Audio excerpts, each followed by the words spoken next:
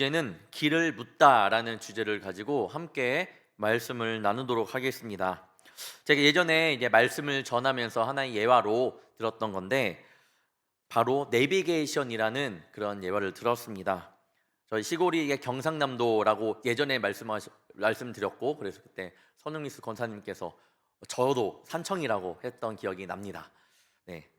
아무튼 그 이제 예전에 그 경상남도를 가려면 굉장히 힘들었잖아요. 지금이야 뭐 티맵이 있지만 그때는 아버지께서 매번 길을 가다가 멈추신 다음에 뒷좌석에 꽂혀 있는 그 책자를 달라고, 교통 책자를 달라고 하셔갖고 제가 드리면 항상 차를 멈춘 다음에 보시고 길을 가시다가 멈추고 또 보시고 이런 식으로 길을 갔던 것이 기억이 납니다. 내비게이션, 그 이후로 내비게이션이 나왔는데 정말 신세계였죠. 내비게이션 정말 신세계였습니다. 길만 찍으면 그 길을 안내해 주는데 그 내비게이션에 단점이 있었습니다. 먼저 비싸다. 네. 혹시 내비게이션이 나오자마자 내 차에 달았다. 네, 그러면 그래도 좀 잘 살았던 분이었던 것 같습니다. 네. 저희는 조금 늦게 달긴 했는데 그래도 남들보다는 조금 일찍 달았던 것 같아요. 아버지께서 기계에 워낙 관심이 많으셔갖고 그래서 이제 내비게이션도 보고. 그렇지만 또 단점이 있었죠. 뭐냐면 업데이트를 해야 된다. 그래갖고 특히 어른분들은 저희 아버지도 그렇고 저도 그랬습니다. 업데이트가 굉장히 어려웠어요. 젊은 사람들에게도 어려웠는데 그런 기억이 납니다. 이제는 어떤가요? 스마트폰의 등장으로 티맵, 교통 상황까지 알려줘서 막히는 길을 피해 우회하게끔까지 해줍니다. 정말로 똑똑하죠. 그런데 아무리 이렇게 좋아진 티맵이 있다 하더라도 우리가 길을 헤맬 때가 있습니다. 특히 건물 내부에 있는 장소를 막 찾아가려고 하면 같은 건물인데 거기서 몇 층이 2층이긴 한데 2층에서 어딘지 잘 모를 때가 있어서 길을 헤맬 때가 있었습니다. 그때 우리가 길을 찾는 가장 좋은 방법이 무엇일까요? 바로 묻는 거예요. 사람들에게 가서 여기 가려면 어떻게 가야 돼요? 라고 물으면 됩니다. 여기 유스페이스몰인가? 거기도 굉장히 크잖아요. 한번 신방을 갔다가 밥을 먹어야 되는데 도저히 못 찾겠어서 한번 물어봤던 기억도 있습니다. 이 방법만큼 좋은 방법은 없습니다. 바로 길을 찾고 원하는 목적까지 갑니다. 내가 내성적이라 물어보신 분이 없다, 나는 물어본 적이 없는데 라고 하신다면 잘 생각해 보면 화장실이 급해서라도 물어보신 분이 계실 겁니다. 화장실 어디요? 라고 물어보신 거는 대한민국 국민이라면 한 번 정도는 해봤을 거라 생각합니다. 오늘의 말씀의 주제가 길을 묻다입니다.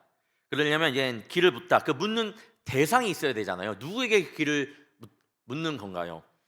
오늘 말씀의 진짜 주제, 이 전체 주제는 길을 묻다가 아니라 바로 초대교회에게 길을 묻다입니다. 우리 성도님들은 하나님의 자녀로서 고민하는 문제가 있나요? 세상의 그런 고민들 말고 하나님의 자녀로서 고민하는 문제들 있을 거라고 생각합니다. 저 또한 있죠. 저는 목사로서 매번 고민하는 문제가 있는데 앞으로 교회는 어떻게 될까입니다. 교회는 어떻게 될까? 그리고 정말 빠르게 발전하는 이 세상 속에서 교회의 위치는 어디 있을까? 어디 있어야 하나? 교회의 의미는 어떻게 돼야 될까? 교회의 역할은 어떻게 감당해야 될까? 어떤 역할을 해야 될까? 또한 교회가 교회답기 위해서는 어떤 교회가 되어야 하는지 늘 교회에 초점을 두고 질문을 하곤 합니다. 그러면서 목회자인 나는 어떻게 준비해야 되고 어떤 모습을 가져야 하는지 늘 고민합니다. 그래서 오늘 이 시간 초대교회에게 길을 묻습니다. 초대교회의 모습을 보면서 교회를 다시 한번 생각하는 그런 시간이 되기를 축원합니다. 고린도 전후서를 읽으면 당연히 고린도 교회의 그 상황을 알 수 있죠. 무엇보다 당시에 교회를 넘어뜨리려고 하는, 이 바울을 넘어뜨리려고 하는 문제들이 굉장히 많았습니다. 사도됨에 딴지를 거는 문제들도 있었고, 그래서 바울이 헤쳐나가야 할 문제들이 굉장히 많았습니다. 바울은 흔들리는 교회를 위해 서신을 보내게 되었고, 이 모든 문제들에 대해서 하나씩 설명해 가면서 이 교회를 바로잡기 위해 노력을 했던 사람이 바로 바울이었습니다. 고린도 교회가 바울의 편지를 받고 어떠한 반응을 보였는지 그 결과는 나타나지 않습니다.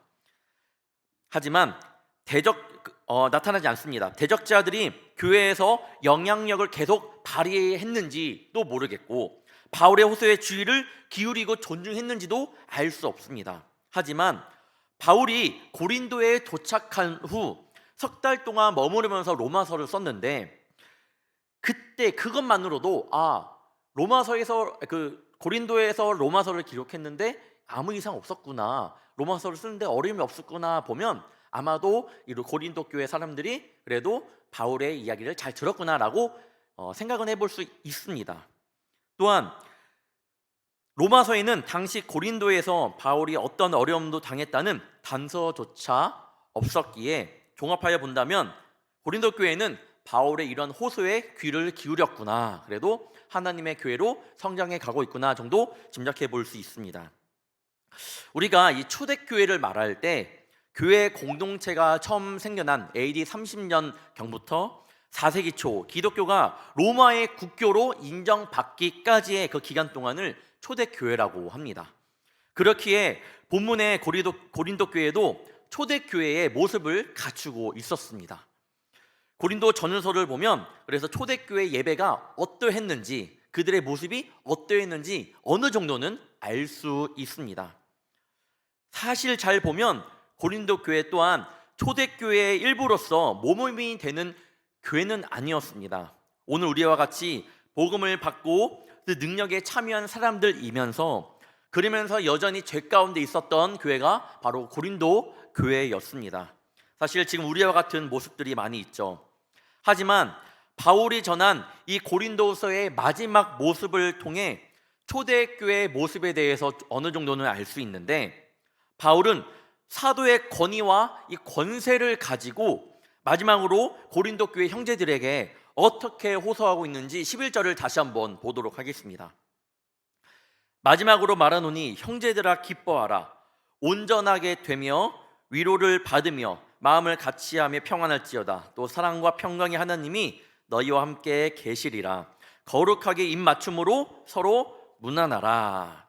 11절을 통하여 이 바울의 심정을 볼 수 있습니다. 바울이 원하는 이 초대교회의 모습이 어떠해야 되는지를 알 수 있습니다. 바울은 고린도 교회를 향하여 형제들아 라고 말합니다. 형제들아, 그리고 마음을 같이 너희와 함께 서로 문안하라. 이 정도만 봐도 초대교회의 모습이 어느 정도인지, 어떤 상황, 어떤 모습을 가졌는지는 짐작할 수 있습니다. 어떤 건가요? 바울이 고린도 교인들이 하나님의 가족으로서 한 일원이고 그리스도의 몸을 이루는 한 지체임을 강조하고 있습니다. 바울은 서로의 관계를 더 중요시하며 서로의 마음을 같이 해라라고 말씀하고 있습니다. 서로 하나가 되어 예배하는 참된 그리스도의 이 공동체성을 굉장히 중요시하고 있습니다. 초대교회는 그렇게 시작되었습니다. 오해하지 말아야 될 것은 초대교회가 문제가 없었던 것은 아닙니다. 하지만 하나님의 이름으로 서로 권면하고 서로 안에서 하나가 되기에 힘썼던 교회가 바로 초대교회라는 겁니다.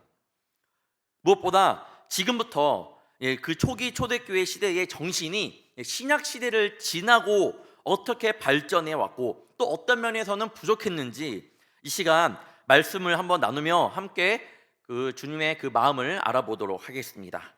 계속해서 반복되는 말을 제가 합니다. 이 초대교회의 모습을 전하면서 말씀을 전하면서 반복되는 말을 하는데 그것이 어떤 건지 한번 우리 성도님들 생각해보는 그런 시간이 되기를 바랍니다. 첫 번째, 초대교인들의 모습. 이제 신약의 시대가 지나고 로마 제국의 시대가 왔는데 그때는 굉장히 핍박과 박해를 받았던 그런 시대였습니다. 그리스도교는 불법이었습니다. 불법. 초대교회에서 초대교회가 이 공공장소에서 보여지지 못했다라는 증거가 됩니다. 실제로 그리스도인이라고 하면 아무런 유익이 없었고 박해만 있었습니다. 하지만 그럼에도 불구하고 초대교회가 많은 이들에게 거기 불쌍한 종교다, 믿으면 안 되는 종교다라고 이렇게 생각이 들지 않았습니다. 많은 사람들이 그렇게 생각을 안 했습니다. 오히려 그런 핍박받고 박해받는 그런 종교를 향하여, 그리스도 우리 기독교를 향하여 굉장히 매력적인 종교라고 생각했던 것이 바로 초대교회의 모습이었습니다. 신기하기도 하죠. AD 200년에 비그리스도인들이 그리스도인들을 표현한 문서가 있습니다. 그리스도인들은 개인적이고 비밀스러운 대화를 많이 했다고 합니다. 그 당시에 굉장히 비밀스럽고 그런 대화를 많이 했다고 해요.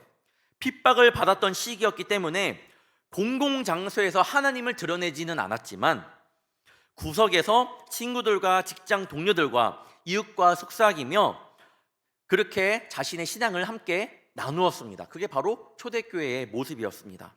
이들은 밤에 모여 함께 모였고 오히려 그렇게 조직적으로 비밀스럽게 모이다 보니까 오해할 만한 행동도 있었습니다.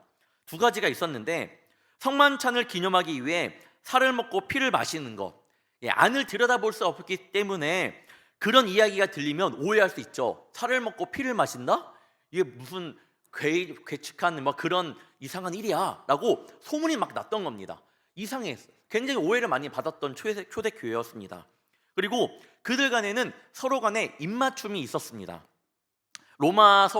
여기 로마서도 보면 나올 수 있고요. 오늘 말씀도 봐도 서로 거룩한 입맞춤이라고 나옵니다.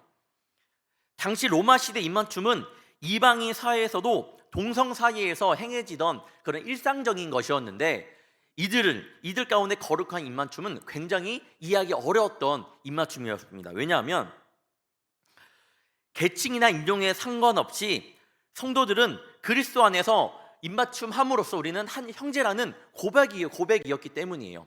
그냥 인종 상관없이 계층 상관없이 이 거룩한 입맞춤을 함으로써 우리는 그리스도 안에 한 형제라는 것을 보여주니까 많은 사람들이 저 뭐야? 되게 더럽기도 하고 징그럽기도 했던 그런 때가 바로 초대교회의 모습이었습니다. 또한 초대교인들은 많은 박해를 받았다고 했잖아요. 박해 속에서 죽임을 당했는데, 특히 이 원형 경기장에서 황제의 생일을 축하하는 경기 때에 검투사들의 창에 의하여 찔림을 받기도 하였습니다. 그런데 그 그리스도인들이 죽기 전에 마지막 의식이 뭐냐면 바로 죽기 전에 그리스도인들끼리 서로 거룩한 입맞춤으로 죽었다라고 말하고 있습니다. 순교자인 이 퍼피투아에 의해 전해지고 있습니다. 죽음 속에서 마지막에 자신의 종교적인 의식을 보여준 거죠. 초대교인들은 이렇게 오해될 만한 모습도 많았지만 한편으로는 흥미로운 사람들이구나, 뭔가 있는데 매력적인 사람들인데 라고 이렇게 소문이 났었습니다. 왜냐하면 초대교인들은 세상의 모습과 달랐고요, 그들에게 성도덕은 매우 엄격했고 경제적으로도 나누어 살았고 박해 속에서도 박해하는 사람들을 사랑했던 모습들이 그들에게는 굉장히 많았습니다. 또한 낙태도 하지 않았고요, 이방인이 버린 아기를 일부러 찾아가서 쓰레기 더미를 뒤져서 그 아기를 데려와서 키우고 그랬던 모습이 초대교인들의 모습입니다. 그러면서 초대교인들은 자신을 나타내려고 하지 않았습니다. 또 그 안에서 자신의 신념을 가지고 살았기 때문에 많은 이들에게 조롱거리가 되고 박해가 되기도 하였지만, 이러한 모습들은 늘 입소문의 대상이었고 이상하였지만 많은 사람들에게 매력적인 흥미를 끌게 되었습니다. 그런데 신기한 건 자신이 막 드러내려고 하진 않았고 자신의 신념을 지키고 살았던 이 기독교가 3세기 동안 평균적으로 10년마다 4% 정도가 교회가 성장했다고 합니다. 나타내지도 않았어요. 자신의 신념만 지켰을 뿐인데 그렇게 굉장히 성장을 했습니다. 초대교회가 성장한 이유가 그들의 예배가 외부인들에게 매력적이어서가 아니었습니다. 왜냐하면 처음 초대교회는 그들만의 예배였고 외부인 또한 없었기 때문에 외부인들은 그들의 예배를 잘 몰랐어요. 그들의 예배가 매력적이어서 예배 끌려서 온 것도 아니고 그렇게 끌린 것도 아니고 외부인들은 그들의 예배를, 초대교인들의 예배를 잘 몰랐다라는 거예요. 교인들이 드린 예배 안에 또 엄격한 질서가 있었습니다. 이 초대교회의 집사의 역할은 모임 장소에 들어오는 사람을 구별하였습니다. 비그리스도인과 그리스도인들을 구분하면서 아무나 들어오지 못하게 막는 역할 또한 했습니다. 궁금해서 들어가 보고 싶었겠죠? 그런데 너 그리스도인 아니야? 들어오지 마 라고 했습니다. 결국에 들어오는 방법은, 그리스도인이 되는 방법은 있는데 그 잠시 후에 말씀드리도록 하겠습니다. 또한 예배 가운데 세례 받은 사람만이 성찬에 참여할 수 있었고, 세례 받은 사람과 세례 교육을 받는 사람만이 하나님의 그런 말씀을 들을 수가 있었습니다.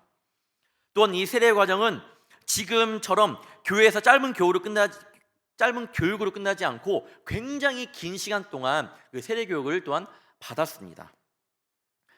두 번째, 초대 교인들이 관심을 받았던 이유에 대해 말씀드리도록 하겠습니다. 외부인들이 계속해서 이들에게 관심을 가졌던 이유는 그들이 예배를 어떻게 드리나 그런 모습에 대한 궁금증도 있었지만, 그것보다 예배의 모습을 드린 후 세상으로 나가는 그리스도인들의 모습을 보면서 더 궁금했던 겁니다. 예배의 모습은 보이지 않지만 예배를 드리고 나온 그리스도인의 모습이 굉장히 매력적인 거예요. 그렇게 그리스도인들은 성장한 겁니다. 기독교가 성장한 거예요. 그들의 모습은 세상과 너무나도 달랐던 겁니다. 초대교인들의 모습에서는 말씀을 듣고 귀신이 떠나가는 모습도 있었고, 부유하든 가난하든 상관할 것 없이 믿음을 나누는 이들이 혹여나 감옥에 갇히면 다 같이 감옥에 가서 쇠사슬에 입을 맞춤으로 그들을 위로하기도 하였습니다.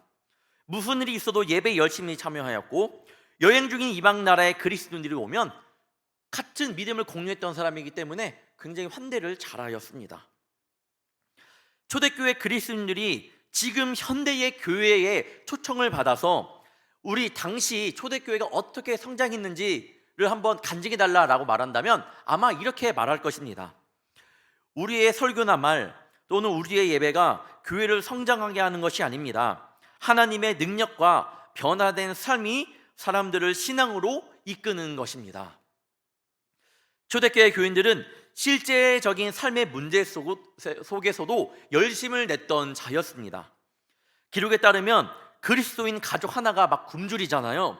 그러면 그리스도인 공동체가 며칠간 금식을 하면서도 그 가족에게 필요한 음식을 제공했다라고 말을 합니다. 이 외에도 초대교회 그리스도인들의 많은 문서에는 교회가 모든 정식 교인들에게 격식을 갖춘 장례 그 장소를 제공했다, 장례를 치르게 해줬다고 말을 합니다. 지금도 장례가 굉장히 중요합니다. 하지만 그때도 장례는 굉장히 중요했습니다. 로마 시대 사람들은 자신들이 죽은 후에 어떤 일이 일어날지 매우 염려했기 때문에 당시에는 장례를 위한 상조회도 있었습니다. 그런데 돈 많은 사람들은 그 상조회 회비를 계속 낼 수 있었는데, 가난한 사람들은 이제 돈을 못 내어서 죽으면 공동묘지에 던짐을 받게 되었습니다. 그런데 교회 공동체는 달랐습니다. 여러분, 이 카타콤 아시죠? 카타콤이 그리스도인들이 극심한 박해를 피해 모여서 예배했던 지하교회로 알려져 있는데 좀 사실과 거리가 멉니다. 카타콤은 사실 지하 무덤이었습니다. AD 2세기부터 시작된 카타콤은 도시 밖의 사람들에게 매장한 곳을 제공하기 위해서 생긴 것이었습니다. 이 장례를 못 치르는 이 가난한 사람들을 위해서 그리스도인들이 이 카타콤을 만들어서 장례를 치르게끔 그렇게 해준 겁니다. 첫 카타콤은 AD 2세기 후반에 만들어졌고, 로마의 산 칼리스토에 있는데 20km가 넘는 길이에 여러 층으로 나뉘어 수많은 무덤이 있다고 합니다. 카타콤은 라틴어 단어들 가운데 이 카타와 그다음에 무덤들이 나는 툼바스라는 합성이 되어서 무덤들 가운데라는 의미입니다. 카타콤이 이제 무덤들 가운데라는 그런 의미예요. 예배 장소라기 전에 먼저 무덤이었습니다.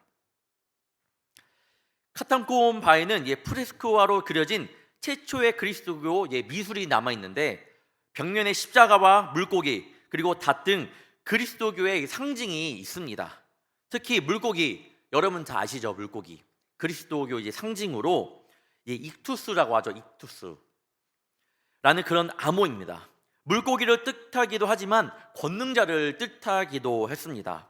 그래서 기독교인은 이 물고기를 그리면서 서로의 신앙을 확인했고 서로를 알아보는 그런 시간을 가졌다고 합니다.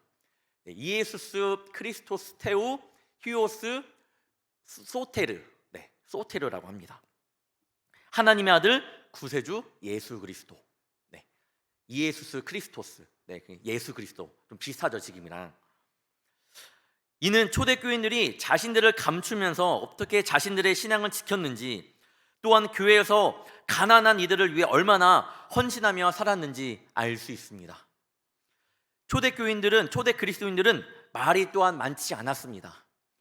이제 지도자들이 성도에게 그들의 신앙을 많이 전하라고, 너희들의 신앙을 많이 전하라고 권유한 그런 내용이 담긴 문서도 발견되지 않았고요.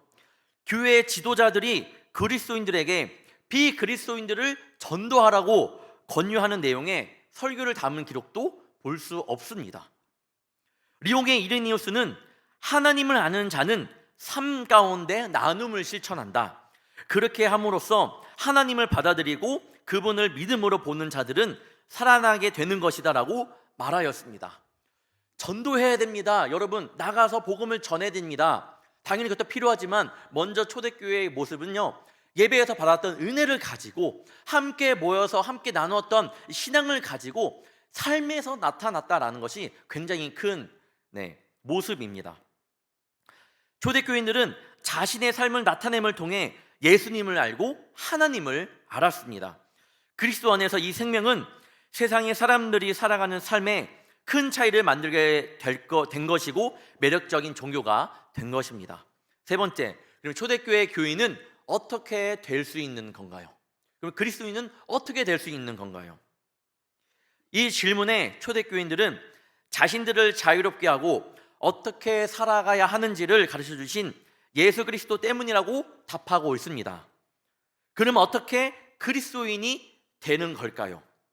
지금이야 원입인, 세례인, 또한 세례인, 그리고 저희 입교를 거쳐서 저희 이제 하나님의 자녀가 되는데, 초대교회 당시 외부인들은 어떻게 그리스도인이 되었을까? 외부인들이 이렇게 참된 그리스도인의 모습을 본 사람들에게 다가갑니다. 그 모습이 굉장히 매력적인 거예요. 흥미를 끕니다. 그러니까 매력에 끌리는 거예요. 그 사람에게 갑니다. 만약에 A가 비그리스도인, B가 그리스도인이라고 한번 가정해 보겠습니다. A가 막 B의 모습을 보고 교인이 되고 싶은 거예요. 그러면 A는 세례를 받기 위해 양육을 받는 세례 지원자가 되어야 했습니다. 세례를 받기 위해 세례 지원자가 되어야 했는데, 세례 지원자는 3년 정도의 훈련을 겪습니다. 3년. 세례를 받기 전에 3년의 세례 교육을 받는 거예요. 매주 또는 매일 아침 훈련에 참여했습니다. 엄청난 헌신이고, B 또한 이 A가 자신을 보고 그리스도를 개종을 하려고 하잖아요. 그렇기 때문에 가끔씩 함께 교육에 참여하기도 하였습니다. A는 훈련에서 말씀을 배우고 기도를 배우고 무엇보다 어떻게 살아가야 하는지, 어떻게 생각해야 하는지를 배웠습니다. 이는 훈련 밖에 일상생활에서도 이렇게 이루어졌습니다. 아픈 사람들을 방문하기도 하였고요, 과부들을 찾아가 존중하였고, 가난한 사람들을 도와주었습니다. 그러는 과정이 바로 훈련이었던 거예요. 그냥 그리스도인이 되지 않았던 겁니다. 모든 훈련이 끝나고 지도자는 B에게 묻습니다. A가 아닌 B에게 묻습니다. A가 그리스도인들처럼 살았나요? 그가 가난한 사람들을 섬겼나요? 선한 일을 하였나요? 그가 속박되어 있던 여러 중독으로부터 자유로워졌나요? B에게 묻는 거예요. 그러니까 B는 자신을 보고 왔기 때문에 계속 유심히 살펴보는 거예요. 이 사람이 잘 신앙생활을 하고 있나? 잘 교육을 받고 있나? 계속 잘 봤어야 합니다. B가 이야기합니다. 자유롭게 성장하는 것을 제가 봤습니다. 제가 눈으로 봤습니다. 그렇게 대답하면 교회 지도자들은 그제서야 세례를 위한 마지막 준비 단계에 들어갈 수 있었습니다. 초대교인들에게 세례는요, 죽고 다시 사는 것이었습니다. 정말로 죽는 것이었고 정말로 다시 태어나는 것이었습니다. 그래서 그 교육과 세례는 교회에 매우 중요한 사명이었습니다. 초대교회가 성장한 이유는 그들의 예배가 감춰져 있었기 때문에 조금의 흥미를 끈 것은 사실이지만, 그렇다고 그것이 중요한 이유는 아니었습니다. 그럼 무엇이죠? 초대교회 교인들의 예배가 선교로 이어졌고 예배가 증인을 만들었습니다. 결국 그 증인들을 보면 외부인들이 그 예배에 참여하고 싶은 공동체가 되었던 겁니다. 예배에서 끝나는 것이 아니라 예배 받았던 은혜를 가지고 밖으로 살아갈 때 그것이 바로 초대교회의 성장의 원인이었습니다. 하지만 이렇게 성장할 때 성장만 있으면 좋겠죠. 하지만 문제가 생깁니다. 큰 어려움이 생겼습니다. AD 3세기에도 교인 수는 계속 증가한 거예요. 수적 증가는 교회를 바꾸어 놓는 결정적인 역할을 하였습니다. 교인의 숫자가 증가하자 점차 가정의 모습이 줄어들면서 획일적으로 변해서 한층 더 계층적인 모습을 갖추게 되었습니다. 이런 경향은 AD 4세기 이 콘스탄틴 황제 때문에 더 일어나게 됩니다. 이 콘스탄틴 황제가 기독교를 국교로 인정을 한 거예요. 그때부터 확 변하게 되는데, 일단은 교인들이 들자 교인들이 모이는 지역센터 건물로 공사를 진행하였습니다. 처음에 초대교회는 가정이에요. 가정에서 시작되었는데 점점 사람들이 많이 모여드니까 센터가 되는 겁니다. 건물을 짓기 시작한 거예요. 성직자가 건물 관리를 맡게 됩니다. 그 집이면 누가 집주인이 그 건물을 관리를 하겠죠. 자기 집이니까. 그런데 이제는 건물이 지어지니까 성직자가 관리하기 시작합니다. 세례 용도로만 사용하는 욕탕도 마련되어 있는 거예요. 하나씩 뭔가 다 세워지는 겁니다. 체계화가 돼가고 있습니다. 건물의 구조가 커지니까 공동체의 크기도 커졌습니다. 성찬을 통해 함께 음식을 나누며 했던 교제들 가운데 음식이 또한 많이 줄어들었어요. 사람이 적을 때는 서로 가져와서 함께 먹으면 성찬을 즐기기도 했는데, 나누기도 했는데, 사람들이 많아지니까 점점 나눌 거리가 적어지는 겁니다. 그리고 이제는 그런 상징적인 의미가 더 강해지게 된 거예요. 상징을 더 중요시했습니다. 특히 도시에서는 회중이 점점 커지면서 전형적인 그리스도인들의 주일 예배는 말씀과 성찬으로 이루어졌습니다. 나눔보다도 더 말씀과 성찬이 더 주가 된 거예요. 콘스탄틴 황제의 기독교 인정을 통해서 이러한 일들이 일어났습니다. 이제는 교회의 영향을 받지 않았던 귀족 남자들도 그리스도교회에 관심을 갖게 된 거예요. 귀족 사람들도 너희들끼리 하겠지만 점점 이제 기독교계 인정을 받으니까 자기도 거기에 막 뛰어들기 시작합니다. AD 4세기 후반에는 데오도시우스 1세 황제가 더했습니다.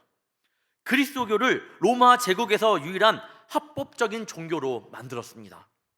자신이 이단이라고 생각하는 집단을 불법으로 규정했습니다. 그리스도교가 최고야, 너희들 아니야? 다 이단이야. 막 불법으로 막 규정하는 거예요. 비그리스도교의 신상들과 신전을 파괴했습니다. 비그리스도인들을 강제로 그리스도인이 되게 하였습니다. 강제로 결용하게 한 거예요. 그 전에는 어떠했다고 했죠? 그 그리스도인이 예배 가운데 은혜를 받고 나왔을 때 그 모습을 보고 했는데 점점 켜지고 기독교가 이제 인정을 받으니까 그젠 황제부터 시작해갖고 이제 너 교회 안 다녀? 너 바로 믿어야 돼. 이제 바로 개종을 시킨 거죠. 강제로. 많은 초대교인들의 삶을 통해 그리스도인이 되는 단계를 지나 기독교가 나라에서 인정이 되어 그리스도인이 되는 것이 편안한 삶이구나라는 것을 또한 넘어서 이제는 강제로 그리스도인이 되어야 하는 단계로 옮겨졌습니다. 그게 초대교회가 걸어온 그런 길입니다. 이런 초대교회를 지난 후에는 AD 529년 이 저스티니안 1세 황제 칙령에는 로마 제국의 유아와 어른 모두가 세례를 받아야 한다라고까지 적혀져 있습니다. 그것이 점점 없어지는 것이 아니라 점점 심해졌습니다. 그리고 5세기 만에 초대교회 성장은 완성되었습니다. 좀 더 자세히 들여다보면요, 그리스도교를 합법한 콘스탄틴 황제는 그리스도교에 권력을 막 심어줍니다. 이게 이제 나라에서 인정한 기독교니까, 종교니까 권력까지 막 주는 겁니다. 지금까지 부와 전쟁에 대해 파격적인 태도를 취하던 그리스도인들의 신앙 앞에 주춤했던 이 귀족들이 교회에 들어오기 시작했습니다. 그리고 그들이 교회의 지도자들이 되었던 거예요. 처음에 우리는 이제 교인들은 그다음에 이제 전쟁에 대해서 반대하고 불을 쌓는 것을 반대하고 서로 나누는 그런 것이 초대교회였는데 이제 그런 것들이 없어지는 거예요. 그러니까 이 귀족 사람들이 막 교회에 들어오기 시작하고 그 사람들이 이제 지도자가 되기 시작합니다. 교회가 세상에 맞추어 변했습니다. 그러니 세상에 맞추어 교회가 변하다 보니 교회에 들어오는 문을 낮춰야 됐습니다. 많은 사람들이 이제는 개종을 하는데 그렇게 3년 동안 교육을 하고 하면 안 되잖아요. 그러니까 교회의 이 전통이 무너지기 시작합니다. AD 3세기에는 모든 세례 후보자들은 몇 년의 세례 교육을 받아야 한다고 했죠? 3년이었죠. 그런데 그 이후로는 세례자가 쉽게 세례를 받을 수 있도록 했는데 3개월, 그보다 더 짧게 세례 교육을 하였습니다. 정통 믿음에 집중되었고 행동의 변화에는 집중하지 않았습니다. 그가 이제 과부들을 만나고 가난한 사람들을 만나고 이렇게 변하고 이걸 보았는데 그런 것들이 없어졌어요. 정통, 그렇게 하는 상징적인 거에만 초점을 맞추게 된 거예요. 전도자들은 때로 이렇게 말했다고 합니다. 당신들의 생각을 바꾸지 않아도 된다. 뭐예요? 그냥 이거만 그냥 거치면 돼, 이런 이야기입니다. 결국 많은 그리스도인의 행동이 관습으로 될 수밖에 없었고, 이로써 그리스도인은 위선적인 사람들이 되었습니다. 히포의 어거스틴에 따르면 이렇게 말하고 있습니다. 사람들이 그리스도인이 되는 것을 거부하는 일반적인 이유는 그리스도인의 행동이었다. 처음과 굉장히 달라졌죠. 처음에 그 그리스도인의 모습을 보고 왔는데 이제는 그리스도인이 되기 싫은 이유는 그리스도인 때문이었던 거예요. 교회 건물은 세례 지원자들을 수용하기 위해 크게 지어졌고, 그들을 회심하기 위해서, 끌어당기기 위해서 엄청나게 아름답게 되었습니다. 이런 아름다움들이 그리스도교 신앙의 진리가 합법적임을 사람들에게 알리려고 했던 거예요. 이렇게 크게 지음으로써 야, 우리 이제는 합법이야, 밤 들어와도 돼, 아름답잖아, 이렇게 계속 이야기했던 겁니다. 예배 또한 더 이상 소박한 예배 의식이 아닌 교회 지도자들은 공을 들여 아름다운 예배 의식을 고안해냈습니다. 아름다운 예배. 설교는 설득력과 지식이 풍부한 동시에 회중을 즐겁게 하는 것이 되어버렸습니다. 교인들은 힘과 강요에 의해 개종이 일어났고, 때로는 다른 종교를 억압했다고 했잖아요. 그 가운데에 개종시키기 위해 마을 하나를 공격하기도 했습니다. 그 지역 중에 지금의 팔레스타인의 가자지구, 여러분 다들 아시죠? 그것이 바로 그렇게 됐던 곳이었습니다. 어떤 그리스도인들은 잘못된 동기로 개종시키는 것은 잘못된 겁니다, 그렇게 하면 안 됩니다 라고 말을 했지만, 당시 포피리 주교는 강제로 개종하는 것도 하나님의 은혜라고 말할 정도였습니다. 얼마나 부패되었었는지 그 이야기만 봐도 알 수 있습니다. 여러분들 그거 아시나요? 가자 지역 주민들은 AD 630년에 무슬림에 의해 정복을 당합니다. 그런데 중요한 사실은 그때에 무슬림에 의해 정복되었을 때 아주 빠르게 그리스도교를 버렸습니다. 아주 빠르게. 그 사실에 우리는 주목해야 됩니다. 그리고 오늘날까지도 이스라엘과의 격동지로 남아 있습니다. 우리는 이 그리스도인들은 이 세상 속에서의 거주민이자 나그네로 표현하기도 합니다.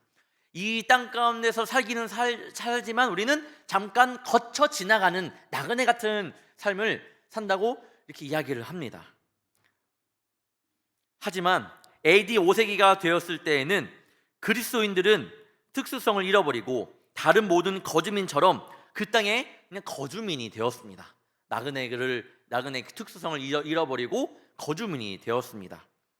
많은 사람들을 교회로 이끈 것은 생명을 주는 일탈과 하나님이 놀랍게 역사하시는 능력이었지만, 이제는 더 이상 그것에만 의존할 수 없었습니다. 사람의 생각이 들어왔던 거고 어떤 기술적인 것이 막 들어가게 된 것입니다. 주님을 위한다는 명분으로 인간의 힘을 사용했던 것이 결국 초대교회의 비전을 퇴소시키게 하였습니다. 사랑하는 성도 여러분, 초대교회가 처음에 이렇게 성장했던 이유가 무엇이었나요? 많은 이들에게 마음을 받았던 이유는 무엇이었을까요? 또한 반대로 그들에게 미움을 받았던 또한 이유는 무엇이었을까요? 초대교인들은 목숨이 위태로운 상황 속에서도 말씀을 버리지 않았습니다. 그리고 그 말씀을 붙잡고 서로 그 박해를 받는 상황 가운데에서도 서로를 의지하였고 자신의 신앙을 굳건히 하였습니다. 그런 교회 교육 가운데, 세례 교육 가운데 최선을 다했고 그리스도인이 되기 위하여 열심히 몸부림쳤습니다. 그 믿음들은 고수되었고 말씀대로만 살렸던 모습들이 그런 초대교인들의 모습이었지만, 하지만 몸이 편해지고 마음이 편해지고 주변의 것들을 향하여 눈을 돌렸을 때에 그때 일이 일어나 버렸습니다. 사람의 만족을 채워야 했고 기준을 낮춰서라도 교인들을 더 끌어당겨야 했습니다. 결국 이러한 모습들이 교회의 모습을 잃어갔던 큰 원인이 되었습니다. 오늘 11절 바울이 왜 그렇게 말한지 이해가 가시나요? 고린도 교회에도 많은 어려움이 있을 때에 결국 바울이 마지막으로 그들을 권면하며 말했던 것, 첫 번째 오직 말씀이었고요. 두 번째는 서로 위로를 받으며 서로 마음을 같이 하고 서로 거룩한 입맞춤으로 문안하라고 했던 이유, 왜 그렇게 바울이 그렇게 흔들리는 교회를 위해 왜 그렇게 말을 했을까요? 왜 하나가 되어야 된다, 너희 신앙을 함께 나눠야 된다, 왜 이렇게 말을 했을까요? 여러분 잘 생각해 보아야 합니다. 사랑하는 성도 여러분, 우리 서로 위해주는 성도가 되어야 합니다. 서로 힘을 주시기를 부탁드립니다. 여러분 안에서 서로 하나가 되지 못하면요, 절대로 세상 사람들이 우리 교회를 보고 여러분의 모습을 보고 교회를 들어올 수 없습니다. 서로 미워하는 분들이 있다면, 껄끄러운 관계가 있다면 반드시 회복하기를 바랍니다. 그 사람을 위해 기도하는 우리 성도님들 되시길 축원합니다. 미워하는 분들이 없다면 믿음이 없는 분들에게 다가가 그분들을 사랑으로 이끌어 주시기를 간절히 부탁드립니다. 주님께서는 우리를 그런 공동체로 불러주셨습니다. 더 나아가 교회에서만 반짝이는 우리 성도님들이 되지 않기를 바랍니다. 각자의 삶 속에서, 각자의 일터에서 이웃 안에서 반짝이는 존재가 되어서 세상 속에서 이 성령의 불이 꺼지지 않도록 자신의 사명을 잘 감당하는 주님의 귀한 자녀가 되기를 축원합니다. 초대교회에 물었으니 이제 우리가 하나님께 다시 한번 물을 차례입니다. 주님, 내가 어떻게 나아가야 할까요? 주님이 나를 향한 계획은 무엇인가요? 주님, 내가 어떻게 그 사람을 사랑할 수 있을까요? 이렇게 묻고 그 답을 찾으려고 애쓸 때에 하나님께서 반드시 우리 성도님 한 사람 한 사람을 쓰실 줄 믿습니다. 그러한 믿음으로 나아가는 저와 여러분이 되기를 주님의 이름으로 축원합니다. 기도하겠습니다. 사랑의 주님,